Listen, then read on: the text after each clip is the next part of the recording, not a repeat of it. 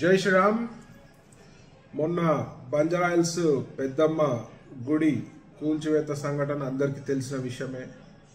మరి ఈ కాంగ్రెస్ ప్రభుత్వము హిందువులపై, హిందూ దేవాలయాలపై దాడులు పురగొల్పుతూ మరి హిందువుల మనోభావాలను కించపరిచే విధంగా మరి వాళ్ళు బిహేవ్ చేస్తున్నారు. మరి నిన్న మొన్న ఊహాగానాలు వినబడుతున్నాయి.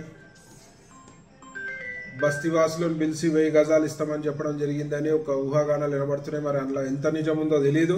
మరి ఇవాళ నేను ఒకటే డిమాండ్ చేస్తున్నా, ఇమీడియట్గా పెద్దమ్మ తల్లి గుడి నిర్మాణ పనులు స్టార్ట్ చేయకపోతే, ఆ స్థలంలో మినిమం 1000 గజాలు కేటాయించకపోతే మాత్రం మళ్ళీ హిందూ సోదరులు పెద్ద ఎత్తున మరి నిరసన కార్యక్రమాలు తెలుపుతారని చెప్పి సందర్భంగా తెలియజేస్తూ, మరి ఇక్కడ నిరసన కార్యక్రమంలో పాల్గొన్న హిందువులందరిపై అడ్డగోలు కేసులు 10-12 సెక్షన్లు పెట్టడం జరిగింది.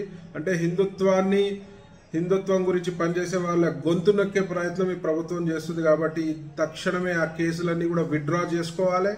ఇమీడియట్ గా అక్కడ గుడికి స్థలం కేటాయించి గుడి నిర్మాణం ప్రభుత్వం చేయాలి. ఆడ విగ్రహ పునఃప్రతిష్ఠ చేయాల్సిందిగా డిమాండ్ చేస్తూ, మరి ఇప్పుడు కూడా మేము టైం ఇచ్చినాము. మరి ఇంకా కూడా మీరు అలసట వహిస్తే మాత్రం పెద్ద ఎత్తున నిరసన కార్యక్రమాలు ఉంటాయి. ఈసారి వందల వేల సంఖ్యలో కాదు, లక్షల సంఖ్యలో హిందువులు మరి సైన్యమై మరి గుడి గురించి పోరాటం జరుగుతుంది. దానికి పూర్తి బాధ్యత ప్రభుత్వాన్ని అని చెప్పి సందర్భం తెలియజేస్తూ, మరి దయచేసి ప్రభుత్వ పెద్దలు, ముఖ్యంగా ముఖ్యమంత్రి గారు రేవంత్ రెడ్డి గారు దీనిపై స్పందించి ఇమీడియట్ గా గుడికి ఆ స్థలాన్ని కేటాయించి భారీ ఎత్తున ఘనంగా అమ్మవారి విగ్రహ ప్రతిష్ఠ కార్యక్రమాలు చేయవలసిందిగా మనవి చేస్తూ, మరి అందరూ కూడా హిందూ బంధువులు ఏకం కావాలి. ఐక్యమత్యమే మన బలం అని తెలియజేస్తూ జై శ్రీరామ్. జై శ్రీరామ్. మొన్న బంజారాయిల్స్ పెద్దమ్మ గుడి కూల్చివేత సంఘటన అందరికీ తెలిసిన విషయమే. మరి ఈ కాంగ్రెస్ ప్రభుత్వము హిందువులపై, హిందూ దేవాలయాలపై దాడులు పురగొల్పుతూ మరి హిందువుల మనోభావాలను కించపరిచే విధంగా మరి వాళ్ళు బిహేవ్ చేస్తున్నారు. మరి నిన్న మొన్న ఊహాగానాలు వినబడుతున్నాయి. బస్తీవాసులను పిలిచి 1000 గజాలు ఇస్తామని చెప్పడం జరిగిందని ఒక ఊహాగానాలు వినబడుతున్నాయి. మరి అందులో ఎంత నిజం ఉందో తెలీదు. మరి ఇవాళ నేను ఒకటే డిమాండ్ చేస్తున్నా, ఇమీడియట్ గా పెద్దమ్మ తల్లి గుడి నిర్మాణ పనులు స్టార్ట్ చేయకపోతే, ఆ స్థలంలో మినిమం 1000 గజాలు కేటాయించకపోతే మాత్రం మళ్ళీ హిందూ సోదరులు పెద్ద ఎత్తున మరి నిరసన కార్యక్రమాలు తెలుపుతారని చెప్పి సందర్భంగా తెలియజేస్తూ, మరి ఇక్కడ నిరసన కార్యక్రమంలో పాల్గొన్న హిందువులందరిపై అడ్డగోలు కేసులు 10-12 సెక్షన్లు పెట్టడం జరిగింది.